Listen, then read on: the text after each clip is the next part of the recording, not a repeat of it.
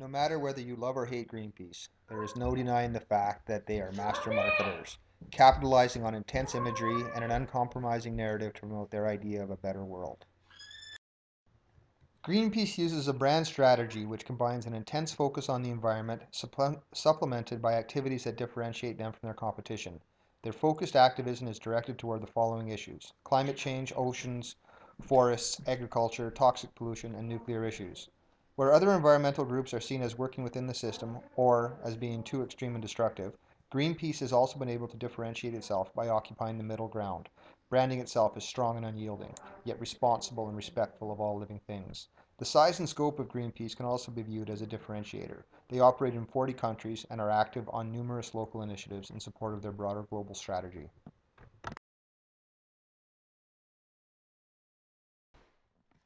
The mission of Greenpeace is to sustain the natural environment and protect endangered species and species. Further to this, the Greenpeace brand offers an unspoken promise to its target market of environmentally aware citizens. Donate to us and we will change the world through nonviolent creative confrontation by forcing the solutions essential to a sustainable environment.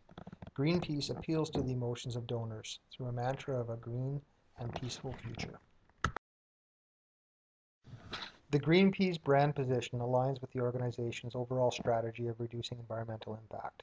Greenpeace doesn't offer a product in a traditional sense, but they offer campaigns as proxies for products.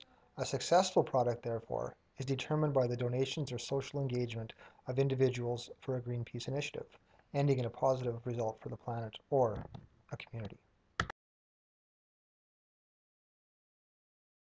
Greenpeace marketing is directed primarily through the Greenpeace website. Greenpeace promotes their campaigns through electronic media, including numerous websites, an email newsletter, and social media. In terms of fundraising, Greenpeace attempts to upsell their target market from petition signers and moral supporters to donors. Every Greenpeace campaign has a call to action which includes a request for a donation. If supporters are unable to contribute financially, Greenpeace has created a network of people to assist with activism, augmented by its physical presence in more than 40 countries.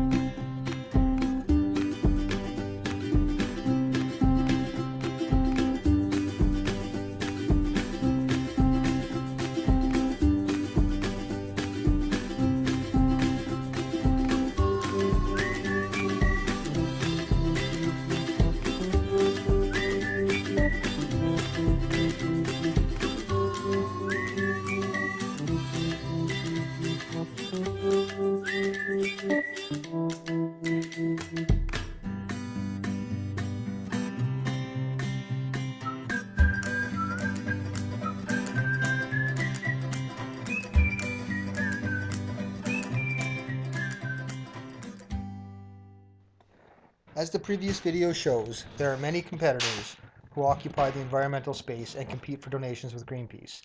The World Wildlife Fund and the Sierra Club are direct competitors who also focus on climate change and wildlife conservation, albeit in a much less controversial manner.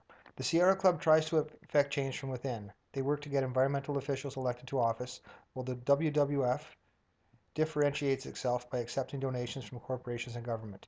Greenpeace will only accept donations from individuals. Food Inc. is a movement to change the industrialized food system through education.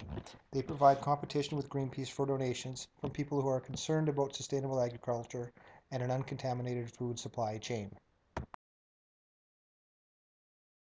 Greenpeace believes itself to be an extremely effective environmental organization. They raised almost 240 million euros from 2.8 million donors in 2010. Their perceived target market is large, comprised of any environmentally aware individual. Neither Greenpeace's brand strategy nor its brand promise identifies a specific demographic. To better understand Greenpeace and its target market, we conducted an online survey. The survey asked a total of 12 questions, and from the answers, we were able to identify some interesting results. More than 95% of respondents had heard of Greenpeace, indicating a brand awareness is not an organizational concern. We then focused our analysis on the differences between the perceived target market, any person who thinks a clean planet is better than a dirty one, and the converted target market, people who donated money. Not surprisingly, the survey results indicate that the organization's self-perception is in complete alignment with the donor's perception of the Greenpeace brand.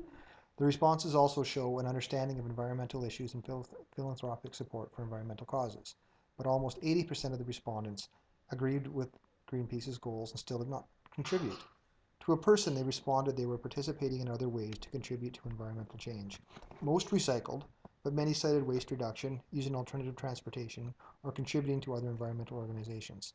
Our secondary research supported this, as globally Greenpeace received contributions from about 1% of the potential target market.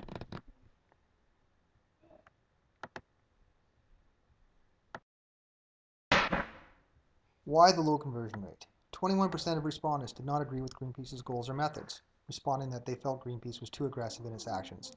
This result is not altogether surprising, given the controversy surrounding some of the campaigns. The larger question was why, even though almost 80% agreed with Greenpeace's goals and related to the brand, only 9% donated. This result suggests there may be a misalignment between the brand and its target market. Greenpeace may realize this, as the following video demonstrates.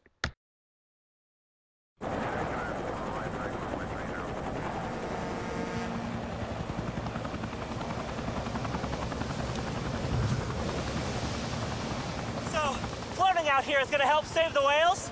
Yeah, or you could have just written your congressman.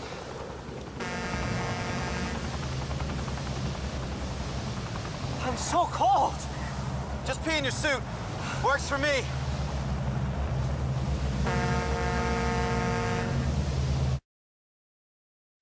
Our findings suggest that as Greenpeace has grown over the last 40 years, they have become too broadly based.